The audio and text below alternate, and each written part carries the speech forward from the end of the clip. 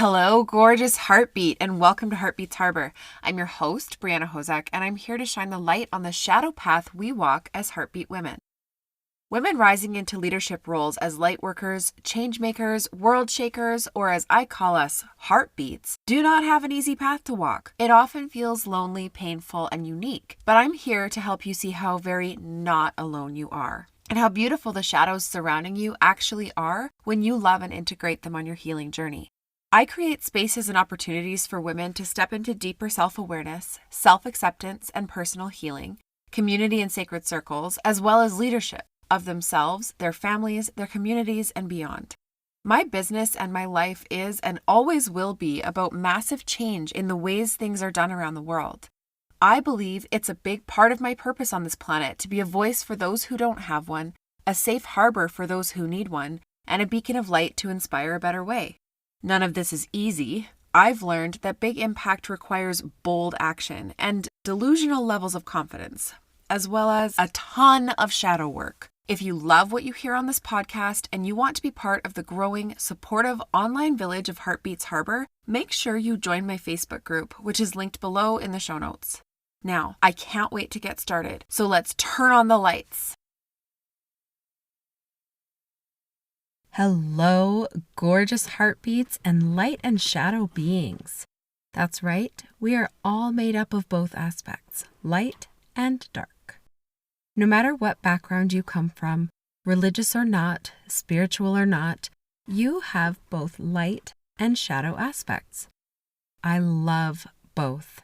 I work with both. Neither is good or bad, and that's the number one misconception I will work towards clearing up on this podcast.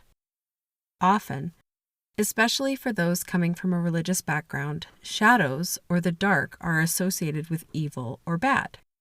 However, this is a misconception and a misunderstanding. Even in biblical texts, Satan, or Lucifer, was originally an angel, possibly the most beloved of all, literally called the morning star, which makes it obvious that he would have been of light and possibly even the brightest of them all. When he was cast out, he would have been cast into the darkest shadow to cover that brilliant light. Did that make the shadow bad? No, it was simply a way of hiding what God, universe, source would have wanted hidden. It was a way of dampening the brightness of that particular angel's light so that others would be less attracted to follow it. Please note, I am not arguing or trying to convince anyone that Satan is good or that what he did wasn't wrong, or even that he doesn't try to convince people to follow a path other than God's own. This may be the worst example because of how controversial it seems, but I wanted to make the point that Satan's evil nature did not change the shadow. The shadow simply hid him, making him less known. It just was, not right or wrong, good or bad. Now, to put it into perspective, we human beings build our perceptions and understanding of the world and our basic beliefs by the age of 7. And anything we learn after that is harder to integrate, although not impossible. For example, when we're teased at 5 years old, we might decide that whatever part of ourselves we were teased for is bad, and therefore tuck it away or hide it in the shadows. Energetically, of course, but even sometimes physically. Often, we hide it so well that we don't even remember. Most of the time, we don't even realize we've done it. Then, at say 30 years old, we might discover that our bold, unique behavior that came naturally to us would serve us much better than the meek, subservient behavior we adopted instead. Only, that no longer feels natural. It feels uncomfortable, awkward, and even fake. When we try to show up authentically, we don't even know what that feels like because it's been so long. We might be aware that we hide our out there opinions, but not that we could find such joy in them now, that speaking them now would call in our tribe, and that we want to repel the ones who don't align. For example, the teasing children when we were younger. Just as much as we want to attract people who do align. This is just one example, but for most of us, there are tons of situations where it applies. Dozens, maybe hundreds of shadows. And instead of feeling overwhelmed by or scared of that, I want to help you to see it for the potential for growth it signifies. We get to work on or acknowledge our shadows. We get to heal them, accept them, and integrate them. We get to uncover and discover them. I am so blessed to be not only a light worker, but a shadow worker as well. I love helping women to discover these missing puzzle pieces and gently accept and integrate them to become more whole and vibrant, lighter versions of themselves. So what we call a shadow is actually not the shadow. It's a hidden aspect or a secret that lies dormant. It's something we're unaware of or even ignoring. It's something we might very well be afraid to look at. They usually consist of things we were afraid of or thought were ugly, unacceptable, or uncomfortable at one point in our lives. Some examples might be sexual orientation, leadership qualities such as outspoken tendencies, creative or eclectic tastes that are so important for creating change in the world, and more. Smaller and yet just as important shadows may consist of limiting beliefs that we see as insignificant, not really having much noticeable impact on our lives. They can be limiting beliefs we're aware of but don't fully understand. They might even be our physical insecurities, such as freckles, cellulite, or gray hair. Some may be more difficult. Painful memories and hard experiences are sometimes blocked out of our minds so that we don't have to feel the emotions related to them. All of these things, however, are a part of who we are. When you ignore a part of you, it's like leaving another child out on the playground. Ignoring these parts of yourself is like playing hide and seek as a toddler with an "if I can't see you, you can't see me" mindset. Unfortunately, just like at 3 years old when your parents really could see you, your shadows are still affecting your life. Worse, the longer you ignore them, the bigger and more widespread the effects on your life will be. And the longer you ignore them, the bigger and more widespread the effects on the world will be. Again, with the radical responsibility, I know, but remember, we're changing the world here. So let's dig into our shadows together. Get ready to take radical responsibility for your life. I love this quote from a song I heard the other day by Nabil and Karim. It's called Spiritual Revolutionary. The quote goes like this: "I am the change that I want to see because I'm a spiritual revolutionary." I loved that so much. I'll link the song in the show notes. But take control of your life. You get to change it. You create your reality. Be a spiritual revolutionary by changing your life. It's how you start to change the world around you and begin to ripple out into the rest of the world. So, how can you start if you feel overwhelmed by this task? Take a journal or a notebook, a sticky note, an empty envelope, whatever you have available, and start dumping out the hard or bad or painful parts of your life down on it. We don't want to focus on the negative, but we don't want to ignore it either. Then pick the least intimidating one. Facing and integrating your shadows is not for the faint of heart, and just like anything else, it's a muscle and a habit that you build so that you can get better at it. Start small so you don't overwhelm yourself. Now, ask yourself, where did this particular hard thing stem from in my life? Trace it backwards to its source as far as you can, looking at each step along the path from the perspective of what part you played in it. Be brutally honest with yourself. Now, find the common denominator. What actions, feelings, fears, beliefs, etc. are showing themselves as a theme in this string of your life's tapestry? Ask yourself, where or when did you first feel that feeling?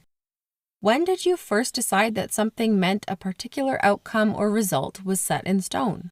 Who told you it was so, or did you deduce it on your own? What happened that triggered your response?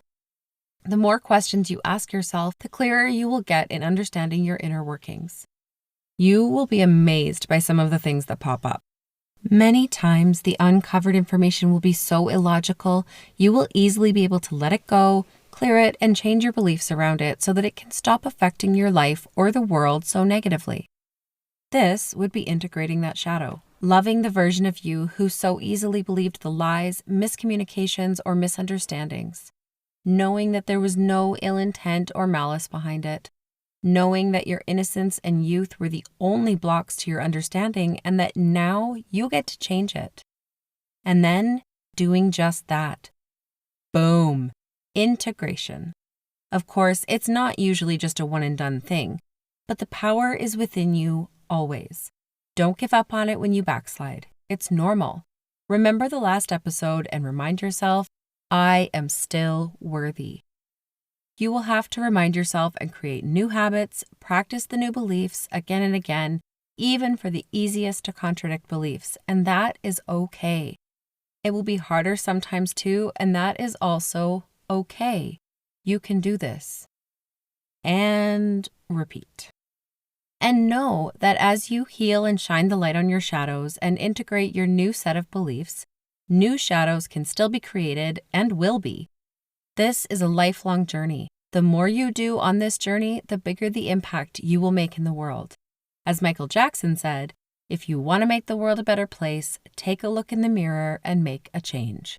You can change one thing or 100. It will all make a difference. I encourage you not to stop. Don't give up. The more you heal, the farther you get on this path, the easier it gets, the faster you progress through each shadow and integration. Some of them will still knock you on your ass, but it will get easier to get back up.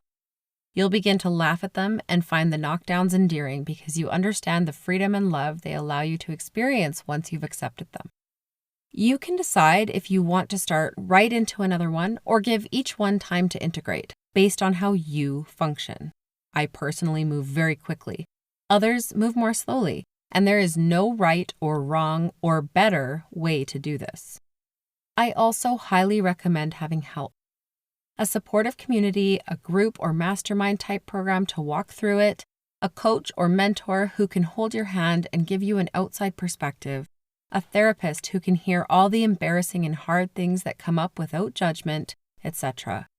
My Facebook community is a great starting point if you want to find your tribe or the right mentor to walk with you on your unique path. You can join that from the link in the show notes in any episode of this podcast.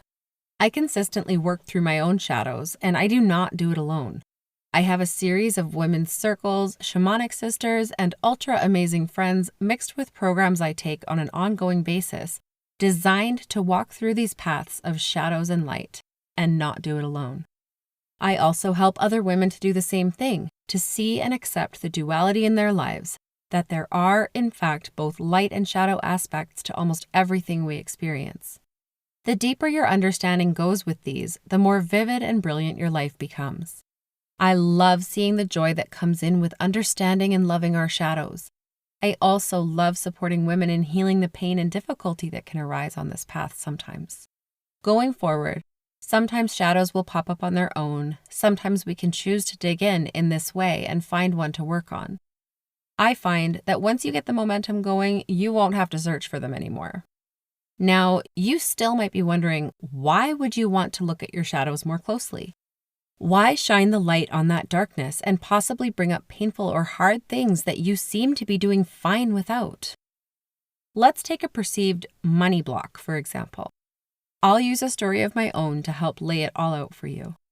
As a newly single mom, an entrepreneur, and someone who is certainly destined to create waves of change in the world, I still struggled to see how I could possibly ever get to the point where I was making enough money not only to support myself and my kids, but also to be able to pour into programs and causes that I believed in.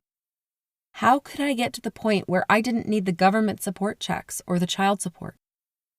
I couldn't envision a time where I didn't need those things to supplement my income.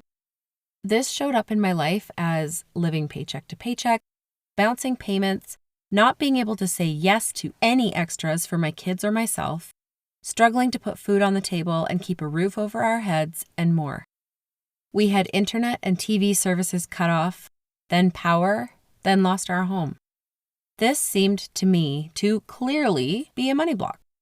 I must have some sort of limiting belief, some installed pattern that needed to be cleared out before I could make enough money, let alone more than enough. Wrong. Well, not entirely. I did have limiting beliefs mixed in there too. Also, some newer but still quite powerfully hidden spending habits that had wormed their way in while I was in full abundance with my ex-husband. But at the very core of this, there were so many shadows to be uncovered.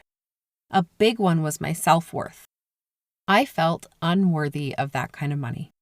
I didn't feel special enough, important enough, or smart enough to be worthy of making that kind of money. There was also a big one around women being able to be the sole or main breadwinner. That one was a tangled up mess with a ton of limiting beliefs and misunderstandings from my childhood all mixed in. Like moms were supposed to stay home with their kids. Women who worked were bad. People with lots of money were bad. Entrepreneurs couldn't be wealthy, and more. There was a very painful one around being enough. Being either too much or being not enough had been my status quo for most of my life. There was no sense of just being enough or of being more than enough. ADHD for me was a big cause of this, but then again, so was being the perceived black sheep, the one who had to experience things for herself and couldn't learn from others' mistakes. Hello, Human Design Profile 1-3. The one who was outspoken and goofy and clumsy and obnoxious and who wanted to know all the aspects of everything through experience before ever deciding on what she wanted. The one who liked everything she shouldn't and pushed the limits and expectations every time. There's a big difference between being too much and being more than enough. Now, I know that I am more than enough, that I am so enough. There is no way of describing just how enough I am. Let me tell you, that was a long road to recovery or integration. I could list out so many things, and every single one was tied up in me not being able to make ends meet. And that was just how it affected my immediate world. Now let's broaden the perspective to its ripple effect. My kids were learning limiting beliefs from me during this time. My fears of not being able to provide were coming out as frustration with them for not being quiet enough, not listening well enough, being too obnoxious so that I couldn't focus, etc. See how the patterns can repeat without us even realizing through the generations?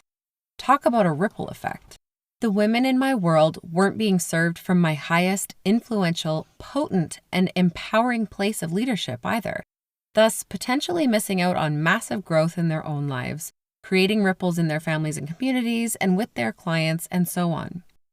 I wasn't contributing to causes I felt deserved contribution. My contributions could have saved lives.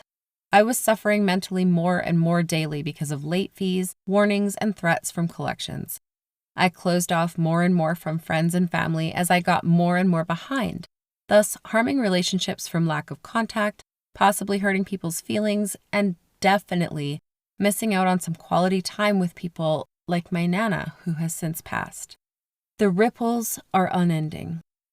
None of this is intended to create guilt for me, and thankfully, I am at a point in my healing journey where it truly doesn't. I appreciate every difficult healing step for what it teaches me, the growth I experience, and how much more authentically and powerfully I get to show up in the world now that I have done that work. Do not allow regrets and guilt over could have beens and should haves to hold you down. You can't change the past. You can't change others. You can only change yourself, and through that, change the future. When we heal ourselves, we not only get to enjoy our lives more now, but we also heal the world, one ripple at a time. This was one perceived shadow. There were a whole bunch of baby shadows and different branches of the shadows family, etc. with this one. This one was not simple. This one is one I still work on integrating and healing from consistently because there are so many layers and complexities to it. Again, I didn't and still do not work through these things alone. Sometimes support comes from the most unlikely places, and sometimes I pay to have someone support me. There is nothing wrong with any way of doing it, but again, I recommend having support in some form. I hope that something in this episode has helped you to understand or realize the importance of your own healing journey. My challenge to you is to dig into just one shadow that you can change your life through. And if you do, I want to hear about it. Share with me on social media using the hashtags shadow work, and or Heartbeats Harbor, and tag me in your post so that we can inspire others as well. I may even share your story on here someday too. In the next episode, I'm going to dig into how letting go of control can be the key to creating the life of your dreams. So I hope you'll join me for a dose of inspiration to counteract the shadow work I just know you're going to dig into this week. I'll talk to you soon. Thank you so much for being here with me today. If you enjoyed the show, make sure you subscribe to be notified of new episodes. If you really love it here and want to help spread the light, please take a moment to rate the show and leave a review. They help so much. If you love listening and want to be part of the interactive and incredible online community we're growing, make sure you click the link in the description box and join the Facebook group. I promise you it is not like other groups you've been in. Hope to meet you there soon, and I'll be talking to you next week, sending you all my love from my heartbeat to yours.